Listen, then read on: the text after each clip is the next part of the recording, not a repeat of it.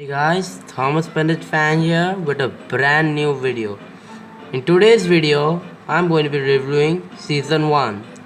So, I was going to do it like many months ago, but I had studies to do and I got exams. So, yeah, let's just start off with this season. First season, Thomas and Friends, and I'm going to review every season. Let's start off. Now, before I start off, I want to say I'm gonna first say the negative. It's quite the opposite, I know. But first I'm gonna say the negative and then I'm going to do the positive. That way you guys might feel well. Now there isn't anything particularly bad with this season. This season is pretty good. It's not as good as the first season. As the later seasons. Obviously. But still, it's got quite the charm.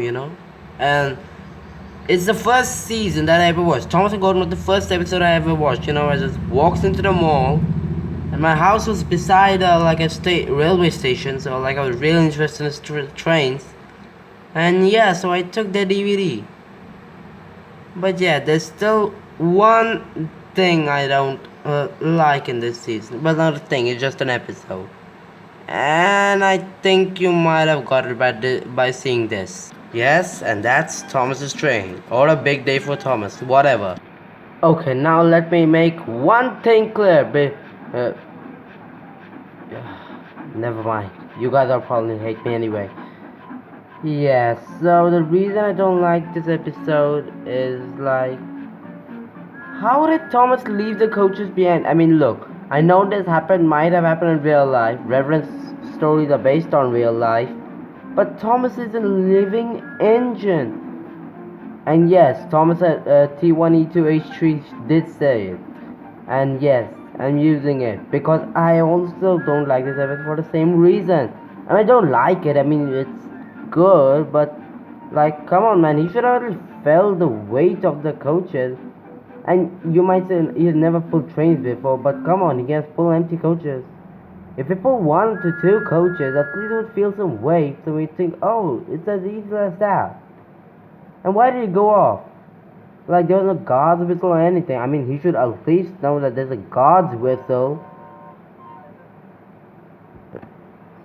So yeah, that's the reason why I don't like this episode quite much.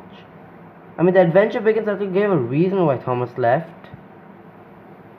Well, still, he should at least feel the way of the coaches. Well, that was the only bad part I thought of this. Yeah, the rest of the season was pretty good. Now, after I ranted about this part, let's get to the positive. Let's go. The season started off with a bang in Thomas and Gordon, well, not a bang, but like a good episode, and ended with also a good episode, Thomas's Christmas party. And the narration. Ringo Starr, I have to say, is the best narrator of all the television series. Like seriously, man, he's got some enthusiasm. But sadly, because due to his singing career, he had to leave the show. Yeah, but still, I think Ringo Starr did a very well job in the first 2 seasons. Listen to this. Thomas is a tanker. He lives at a big station on the island of Sodor. He's a cheeky little engine with 6 small wheels, a short stumpy funnel, a short stumpy boiler, and a short stumpy dome. I still remember the first time I heard those lines. And it might be basic, but come on, man, Ringo Starr is the best narrator, hands down. Speaking of background narrators, let's talk about the music. The music is also amazing.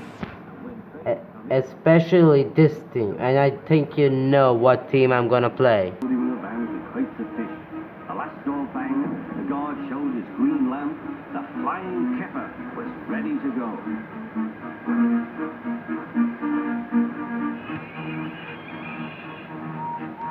Come on, don't be silly, puffed Henry to the vans. The vans shuddered and groaned, trot, trick, all right. And yes, That is better, puffed Henry. this has to be one of the best episodes of the series. The theme is amazing. Michael O'Donnell and Junior Campbell. I think I butchered the names. Please forgive me because this theme is so amazing. And this is one of my favorite episodes.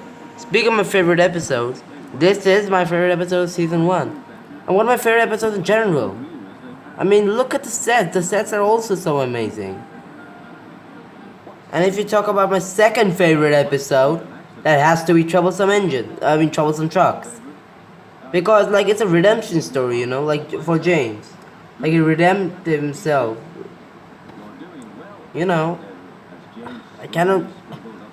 That's why I should have prepared a script. Anyway, James's team is also nice, and James's redemption in the story that yes, he can be a useful engine is good. I like how the Fat Control gave a chance. And my parents used to for some reason think that Fat Controller was like a boss type of thing, like a drug lord or something. I'm gonna leave it at that. My second favorite music has to be of Edward's team. I mean, after all, he's my favorite character. What do you think? He also has a great character arc in this season. And Gordon's team is also very good. I mean, especially in Thomas and Gordon. Like, his team is, like, wonderful.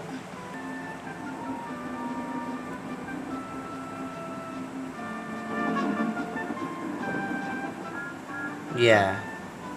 So the two people who created this team, I'm gonna butcher their name, please forgive me, are wonderful at creating teams. Let's talk about the characters. Thomas started out cheeky, but I like how his character developed. At first he used to like tease other engines, he teased Gordon, he got back at him. And he was a very eager engine. He wanted to pull trains and he wanted to see the world. And by seeing the world, just see, the whole island of Soda by pulling trains. Not literally see the world. But anyways, that's for another topic.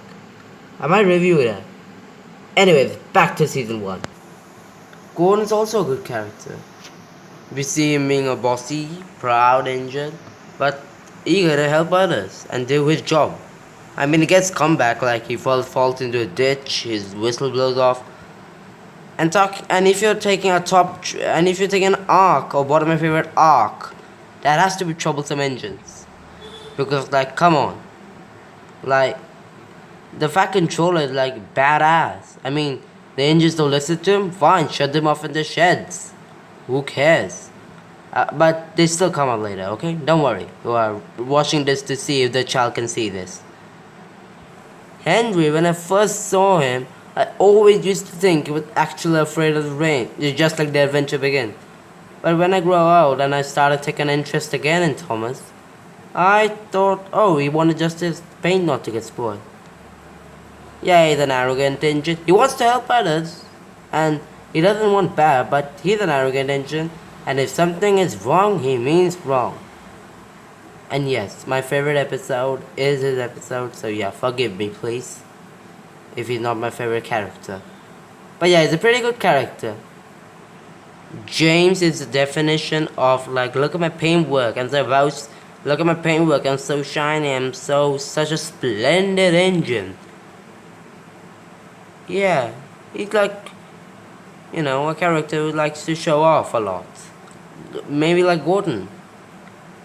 But yeah, James is also a good character. Good, but like according to TV series. I like his persona a lot. I like how he used to cause the trouble, but when the Fat Controller gives them another chance, he like proves himself by bumping the trucks and then showing them who is boss. Yeah, so the redemption story is also my favorite episode. I told this already. Why am I saying this? The character that I least disliked was like Terran. Yes, sure, he's like the definition of like, don't judge a book by its cover, but come on, like, Terrence is not that a good of a character. He, what should I say now? He gives everyone a chance.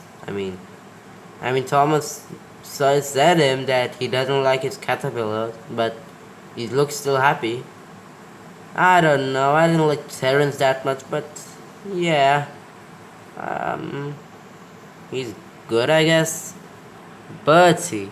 Now, Bertie is also a pretty good character. I mean, he's better than Terrence at least. And like Thomas and Bertie's race has to is like one of the best races of all time in Thomas history. Yes. And that line, peas in a frying pan, has been used to death, I think, right now. Not used to death, but like used a lot.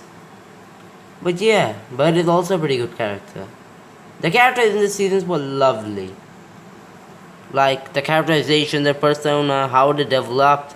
Thomas developed a break persona in Thomas's Christmas party, and at first, at the starting of the season, like he was very like a naughty engine and cheeky.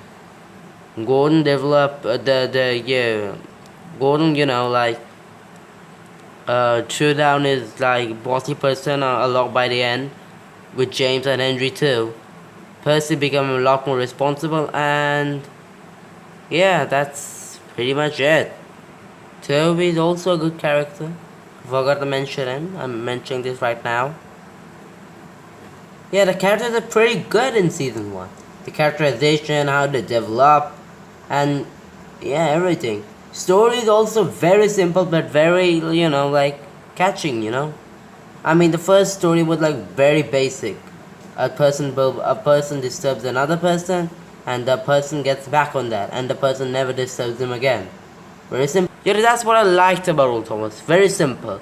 Even though season 1 is not the best season, not from a long shot, and not from a close shot either. But yes, it has to be one of the greatest seasons. And yeah, from that, it didn't have anything bad except Thomas's train, but that wasn't so bad either, except the train pulling part. Yeah, so I would happily give this season a 10 out of 10. Yeah, I just drew it up now as I thought of that.